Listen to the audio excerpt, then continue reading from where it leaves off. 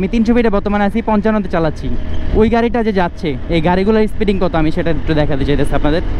আপনারা যে বলেন যে গাড়ির জন্য 80, দেখেন আমি 85 তাও ধরতে পারতেছি না, আমি 90, আমি 100তে, উনি 100তে গাড়ি চালাইতেছে। দেখছেন এই যে নোহাটা, তাহলে দেখেন আমি এই যে 100তে প্রায়, তাহলে এই নোহাটা কত স্পিডে ভাই গাড়িটা চালাইতেছে দেখছে। এই দেখেন কতগুলো মানুষগুলো গাইস, বাইকের যে অবস্থা, আজকালকে সারাদিন বৃষ্টির কারণে, মানে বৃষ্টিতে ঘুরে হয়েছিল প্রচুর, দেখেন কি একটা বাজে একটা অবস্থা হয়ে গেছে। তার মধ্যে আজকে হয়েছে কি জানেন, দেখাই, এই যে আমার যে চেনটা দেখতেছেন না, চেনের মধ্যে কোনো একটা জায়গায় এই যে এখানেই মেবি আসছে, দেখাচ্ছি। আচ্ছা মেবি সরে গেছে, এখান থেকে একদম ইট এখানে ইটের গোড়াগুলা, আমি দেখে ভাবতেছি ইট কোত্থেকে আসলো এখানে। পরে বুঝলাম এখানে কোনো ইট পড়ছিল, বাড়ি খেয়ে একদম স্পকেটের সাথে লেগে স্পকেটের মধ্যে দাগ ছিল এখানে। আচ্ছা যাক, এখন একটু ওয়াশ করাবো, কারণ ওয়াশ না করলে অবস্থা খারাপ। কারণ বৃষ্টির মধ্যে যে একটা অবস্থা হয়েছে কালকে, এই বৃষ্টির মধ্যে দেখা যায় বাইক চালায় পুরো বাইকের বারোটা বাজায় ফেলছি। অ্যান্ড আজকে আবার একটু রোদ পড়ছে, সকাল পর্যন্ত বৃষ্টি ছিল, রোদটা পড়ার কারণে দেখলাম যে অবস্থা খারাপ হয়ে যাবে যদি গ্লাভস টাভস বের হয়। আর যে বাইকের অবস্থা হয়েছে, অবস্থা পুরো খারাপ। আর যাক, সমস্যা নেই, আমাদের এই পাশটায় যদি বৃষ্টি হয়, প্রচুর বৃষ্টি হয়, তাও কিন্তু আমাদের দেখা যায় কাদা জমে না, কারণ আমাদের মিরপুর রাস্তাঘাট সুন্দর হয়ে গেছে, তো দেখা যায় যে এর কারণে কোনো রকম সমস্যা হয় না। দেখা যায় রাস্তার মধ্যে কোনো রকম কাদামাটি থাকে না, দেখা যায় 10 মিনিট টানা যে রোডটা থাকে না, তাহলে কিন্তু ওই যে ফুল রাস্তা পরিষ্কার হয়ে যায়। এর জন্য এখানে বাইকটা চালায়ও মজা মিরপুরের এই সাইডটা বর্তমানে।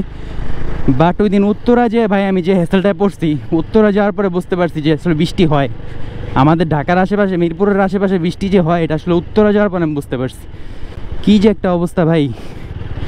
এই বৃষ্টিটা পুরো একটা খারাপ অবস্থা করে দিছিল। আর ওই অবস্থায় সারা রাস্তা এভাবে করে, মানে বাইকের চেনের মধ্যে যে কখন এই ইটটা পড়ছে, আর ইট কেউ রাখছে, ছোট কণাগুলো আছে না ইটের, ওগুলো হয়তো বা রাখতে পারে কেউ, বা রানিং অবস্থায় চেনের বেল লাগছে, পরে লেগে পিষে গেছে, এমনটা হইতে পারে। এটা কিন্তু খুব রিস্কি, আর চেনের মধ্যে অনেক সমস্যা হয় এগুলোর জন্য। সো আপনার চেষ্টা করবেন যে যাতে যে চেনটা একটু ময়লা টলা হইলে, বৃষ্টি কাদার মধ্যে যারা চালান তারা চেষ্টা করবেন যে বাইকটাকে একটু ওয়াশ টশ করে, তারপরে ওই যে হাওয়া টাওয়া দিয়ে ভালো করে পরিষ্কার করে রাখার, কারণ বোঝেনই তো বাইকের কত রকম সমস্যা হইতে পারে। আচ্ছা দেখি, এখন ওয়াশ করার পর একটা জায়গায় যাব আপনাদের সাথে, চলেন দেখি। তারপরে ফার্স্টে ওয়াশে যাই, ওয়াশ থেকে দেখে আসি, পরে আপনাদের সাথে কথা বলতেছি।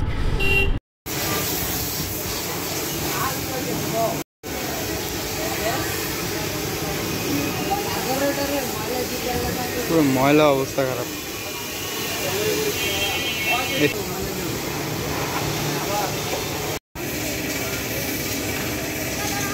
ওয়াশ মোটামুটি করা কমপ্লিট, অ্যান্ড মোটামুটি ভালোই পরিষ্কার হয়েছে। অ্যান্ড চেনে তেল দিয়ে নিছি, অ্যান্ড চলেন এক জায়গায় আজকে একটু ঘুরতে মন চাইতেছে, একটু 300 ফিটের ওই দিকটা যাই, চলেন আপনাদের সাথেই তো ঘুরবো আজকে। মূলত কোনো কাজ টাজ নাই, বুঝতে পারছেন, এখন দেখা যায় যে কোথায় যাব, এর জন্য মূলত বের হওয়া আর কি।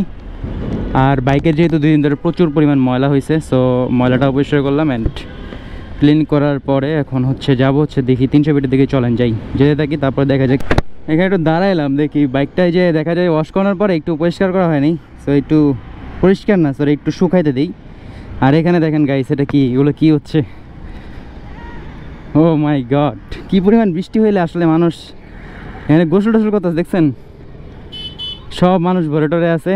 এই দেখেন কতগুলো মানুষ গোসল করতেছে, কত মজা হচ্ছে। হ্যাঁ, এটা কিন্তু বেশি দূর না, এটা হচ্ছে আমাদের হারুনমোল্লা ফ্লাইওভার থেকে নিচে আর কি। আচ্ছা যাই, আমাদের গন্তব্যে আমরা যাই। এখান থেকে এখন চলে যাব 300 ফিটের এখানে। বাইকও মোটামুটি যে তাপ, এই তাপের মধ্যে শুকায় গেছে আর কি, হালকা পাতলা যা শুকানোর। ও স্ট্যান্ডে ময়লা লাগলো, আচ্ছা সমস্যা নেই, এটা চলে যাবে। ও রে, সিটটা তো হ্যাভি গরম হয়েছে, এখন তো বালুর মধ্যে পিছনে নেওয়া কষ্ট।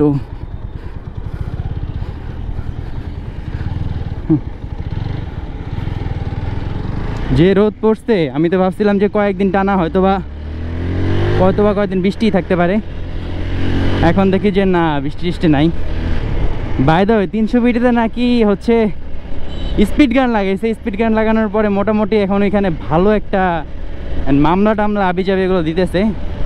আমি অলরেডি দেখছি যে অনেকে হচ্ছে আমাদের যেহেতু মানে লিমিটেশন করে দিছে যে মানে আমাদের হাইওয়েতে কতটুকু স্পিডিং করতে হবে মহাসড়কে, তো মহাসড়কে হচ্ছে আমাদের 60-তে চালাইতে হবে, 60-তে রান করতে হবে। মানে এই যে এখন যেটাতে আমি আসি এই যে 59-60 এর ভিতরে, মানে বেশি যাওয়া যাবে না, মানে কমে থাকতে হবে আর কি।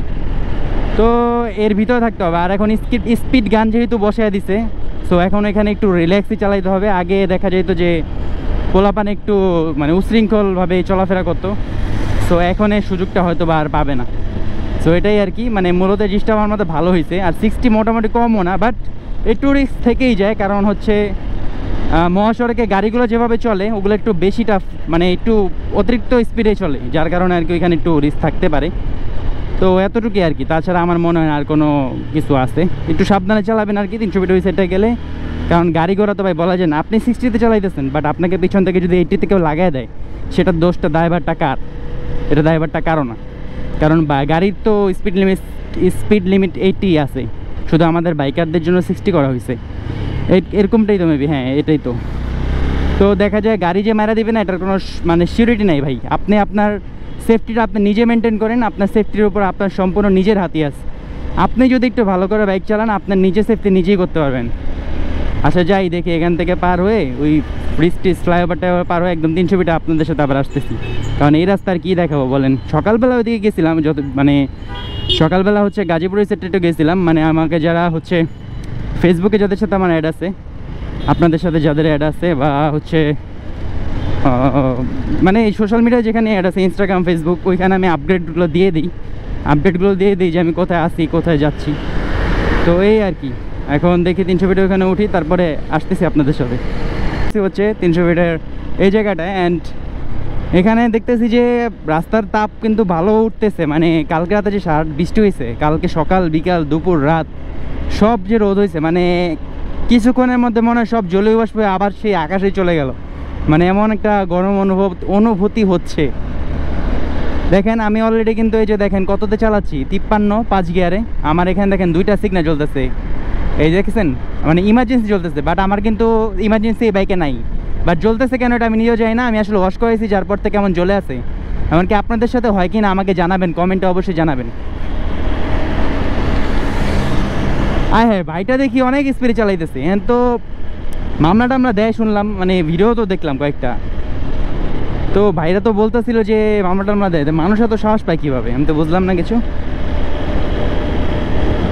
মানে মানুষ আসলে সতর্ক কখন হবে এটা আসলে কেউ জানে না। এখানে রিসেন্টলি বলতে মানে আগের মাসেই মোটামুটি আমি যতটা শুনছিলাম আর কি, আমার কিছু ফ্রেন্ড সার্কেল আসছিল ওই যে মানে হাইওয়ে মাঝখানে যে রোডটা, এই রোডে আর কি। তো ঢালটায় ওখানে একটা গাড়ি মেবি কিছু একটা সমস্যার কারণে ব্রেক করে দিছে, পিছন থেকে এসে 2-3টা বাইক টানা মারার পরে ওই জায়গাটা পুরো একদম মানে অনেকগুলো অ্যাক্সিডেন্ট একসাথে, অনেকগুলো 3-4টা অ্যাক্সিডেন্ট একসাথে হয়ে গেছে। তো হওয়ার পরে ওরা আর কি বলতেছে যে এত বড় অ্যাক্সিডেন্ট এই রোডের মধ্যে। তো এরপর থেকে পুলিশরা মোটামুটি এই রাস্তায় একটা মানে লিমিটেশন দিয়ে রাখছে যে এত চাইতে হবে। আমি তো অলরেডি 63-তে আসছি, আল্লাহ জানে 300 ফিটে আবার মামলা টামলা দেয় কিনা। আমি কিন্তু 63 দেখছেন, এখানে আবার চেকপোস্টও আছে, আবার স্পিড গান দিয়ে যদি মাপে তাহলে তো আমি কট। আচ্ছা একটু আস্তে ধীরেই চালাই, 60-এর একটু নিচেই নামাই। হ্যাঁ 58 ঠিক আছে ভাই। আপনি পিছন থেকে যদি এই যে দেখছেন আমি স্লো করতে নিছি, এই দেখছেন পুলিশ ভাইরা বসে আসছে, আর পিছন থেকে হর্ন দেওয়া শুরু। কারণ ওনার স্পিড তো আমার সমান না, আমার স্পিড তো হচ্ছে 60, বাট ওনার স্পিড তো হচ্ছে 80। সো ওনারা 80-এর উপরে উঠাইলেও ওনাদের প্রবলেমটা একটু কম হয় যতটা আমাদের বাইকারদের হয়। কারণ দেখলেন উনি কোনো রকম সাইডে যে যাচ্ছে, উনি কোনো ইন্ডিকেটর দিচ্ছে এ পর্যন্ত? আমাকে উনি 2-3 বার হর্ন দিল, উনি কিন্তু একবারও ইন্ডিকেটর দেয়নি সাইডে। তো এইসব অসতর্কমূলক মানুষদের কি করা উচিত আপনারাই বলেন। এই যে এই গাড়িটা যে 20 85 95 এই গাড়িটা আমাকে অনেকবার ধরে হর্ন দিতেছে, আমি কিছু বলি না, আমি সাইড সরে গেছি। আমি ভাবছি উনি সোজা যাবে, উনি এবার বামে চলে গেল কোনো ইন্ডিকেটর ছাড়া। তো ওনারা এত বড় গাড়ি চালাচ্ছে, ওনাদের এতটুকু সেফটি মেনটেন করা উচিত যে ওনাদের সামনের মানুষটা যাতে সেফলি ওনাকে বিশ্বাস করে একটা সাইড লেনে যাইতে পারে। এখন আমরা যদি নাই বুঝি যে উনি কোন সাইডে যাবে, তাহলে উনি আবার কেমন ড্রাইভার? তাহলে উনি তো প্রফেশনাল ড্রাইভারের কাতারে আমরা ধরতে পারবো না, কারণ একটা প্রফেশনাল ড্রাইভার কখনো এরকম ভুল করবে না। আমরা এরকম অহরহ দেখি ভাই, এসব দেখতে দেখতে আমাদের আসলে অভ্যস্ত হয়ে গেছি।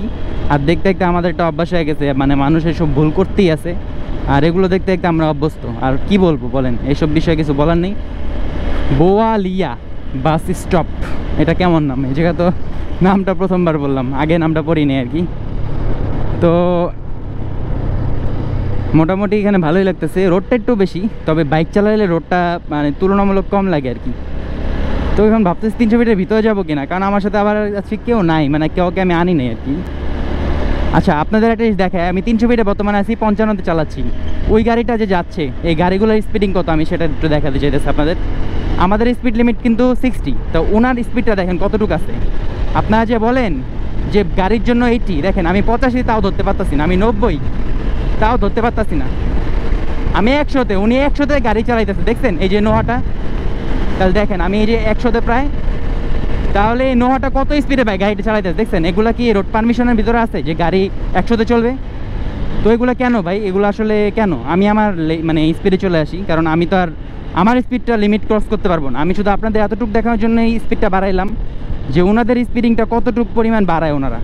এই গাড়ি নোহা এইসব মানে প্রত্যেকটা যানবাহন, যেগুলো বড় যানবাহন আছে প্রত্যেকটাই বাড়ায়। আসলে শুধু দোষটা বেশি হয় হচ্ছে বাইকের উপর। কেন এই জিনিসটা হয় এটা আসলে আপনারাই আমাকে জানাবেন প্লিজ। আপনারা কমেন্ট করে অবশ্যই জানাবেন যে এই মানে এই বাইকারের প্রতি শুধুমাত্র মানে পুলিশদের আর প্রশাসনে এত ক্ষিপ্ত থাকার কারণটা কি? আমি তো আপনাদের লাইভ দেখাইলাম, আমি ছিলাম হচ্ছে 55 না 60-এর ভিতরে ছিলাম। আমি ওনাকে শুধু ধরতে গেলাম, আমি 100 ক্রস হয়ে যেতে নিচ্ছে। তো বুঝতেছেন ওনারা কত স্পিড থাকে অলওয়েজ। তো ওনাদের কোনো কিছু হবে না, কারণ ওনারা সবসময় এই স্পিডে চালায়। ওনারা মানে প্রত্যেকটা গাড়ি স্পিডে চলে ভাই, এসব বলে লাভ নেই। আমরা প্রত্যেকেই জানি এই গাড়িগুলো না এই স্পিডেই থাকে, ভালো স্পিডে থাকে। এই যে আমি এখন প্রায় 53-54, এই গাড়িটা আমার পার করে গেল। এই গাড়িটা আমার 65-60+, এই গাড়িটা আসতে চলতেছে। বাট কিছু বেশিরভাগ গাড়িগুলো আছে যেগুলো একটু জোরে জোরে চলে ভাই, এগুলোর বিরুদ্ধে আসলে অ্যাকশন নেওয়া উচিত। শুধু বাইকারের বিরুদ্ধে অ্যাকশন নেবে বিষয়টা এমন না, প্রত্যেকটা যানের বিরুদ্ধে, প্রত্যেকটা যানবাহনের ওপর অ্যাকশন নেওয়া উচিত, যাতে করে আমাদের মানে প্রশাসনটা সবার জন্য, আইন যে সবার জন্য সমান, এটা ওনারা যাতে একটু আমরা বুঝতে পারি। আমাদের যাতে এতটুকু এনশিওর হতে পারি যে প্রত্যেকটা মানুষের জন্য প্রত্যেকটা, দেখছেন মানুষগুলো কীভাবে আস্তে আস্তে মানে কত পরিমাণ সাহস ওনারা আস্তে আস্তে হাইটে যায়। থাক এসব কথা না বলি, এসব কথা বললে ঝামেলা। আমরা আমাদের লাইফ এনজয় করি অ্যান্ড আমাদের রাইডটা আমরা এনজয় করতে থাকি।